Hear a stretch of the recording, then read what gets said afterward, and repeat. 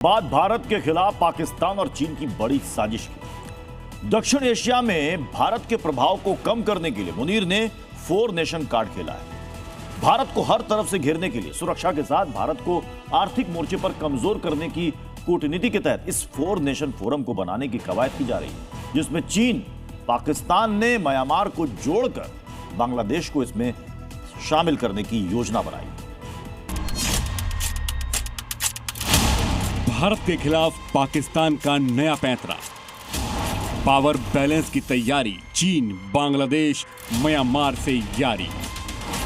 South Asia में बढ़ेगी ताकत, पाकिस्तान बनेगा आफत। मुनीर का 4 नेशन कार्ड। भारत से हर मोर्चे पर मात खाने वाला पाकिस्तान एक बार फिर साउथ एशिया में भारत को घेरने के लिए बड़ी साजिश रच रहा है। इस बार पाकिस्तान चीन की उस चाल को आगे बढ़ा रहा है जो पूरा कर पाने में जिनपिंग अब तक नाकाम रहे। पाकिस्तान और चीन ने मिलकर भारत के खिलाफ 4 नेशन कार्ड खेला है। ये वो साजिश है जिसके जरिए भारत को सुरक्षा और आर्थिक मोर्चे पर बड़ा नुकसान पहुंचाने की तैयारी है। 4 नेशन कार्ड का मतलब 4 देशों की एक फोरम, जिसमें पाकिस्तान, चीन, बांग्लादेश और म्यांमार शामिल होंगे। ये फोरम दक्षिण एशिया में पावर बैलेंस का बड़ा कदम होगा। चीन और पाकिस्तान ने म्यांमार को जोड़कर नया प्रस्ताव रखा है, जिस पर बांग्लादेश ने भी सकारात्मक संकेत दिए हैं। बांग्लादेश में 12 फरवरी को संसदीय चुनाव होने हैं और पाकिस्तान चाहता है कि चुनाव से पहले इसकी पहली बैठक हो जाए, लेकिन बांग्लादेश की अंतरिम सरकार चुनाव के चलते किसी उच्च स्तरीय बैठक के लिए तैयार नहीं है और माना जा रहा है कि इस पर बैठक नई सरकार के गठन के बाद ही हो सकती है।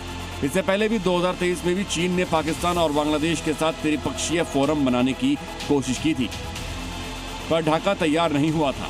बांग्लादेश ने यह कहते हुए इनकार कर दिया था कि बिना चौथे देश जैसे श्रीलंका या नेपाल के ये फोरम संतुलित नहीं होगा, जिसकी वजह से ड्रैगन ये फोरम बनाने में कामयाब नहीं हो पाया था।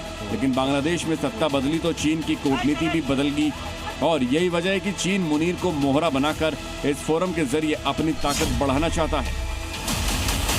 वो इसलिए क्योंकि पहले से ही एक तरफ पाकिस्तान तो दूसरी तरफ चीन भारत के लिए खतरा बने हुए हैं, तो दूसरी तरफ ये फोरम बनने से बांग्लादेश और म्यांमार से भी सुरक्षा का खतरा बढ़ जाएगा। बांग्लादेश भारत के पूर्वोत्तर राज्यों को लगभग चारों तरफ से घेरता है। भारत का नॉर्थ ईस्ट सिलीगुड़ी कॉरिडोर के जरिए भारत से कनेक्ट होता है। ऐसे में बांग्लादेश की भूमिका भारत के लिए कनेक्टिविटी, सुरक्षा और सप्लाई लाइनों के लिहाज से बेहद संवेदनशील हो जाती है। वहीं बांग्लादेश अगर चीन के ज्यादा करीब जाता है तो ये भारत के लिए सीधा रणनीतिक झटका होगा, खासकर बंगाल की खाड़ी और इंडियन ओशन रीजन में।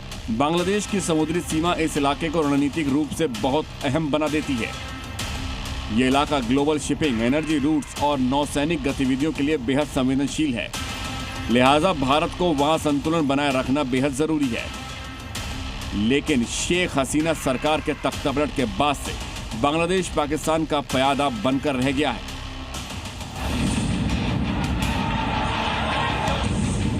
अल्पसंख्यक हिंदुओं का वहां नरसंहार हो रहा है, हिंदू बेटियों का बलात्कार हो रहा है, कट्टरता की आग ने क्रिकेट को भी जला दिया है। ऐसे में चुनाव के बाद भी बांग्लादेश में हालात बदलेंगे या नहीं, कुछ कहा नहीं जा सकता। लेकिन इतना तय है कि बांग्लादेश की सक्रिय भागीदारी के बिना न तो त्रिपक्षीय और न ही 4 पक्षों का फोरम आगे बढ़ सकता है। वहीं बांग्लादेश भी फिलहाल इस फोरम को लेकर जल्दबाजी में कोई फैसला नहीं लेना चाहता और फूक फूक कर हर कदम रख रहा है। यही वजह है कि मुनीर का ये 4 नेशन कार्ड आगे बढ़ेगा या नहीं, ये बांग्लादेश के चुनाव के बाद ही तय हो पाएगा।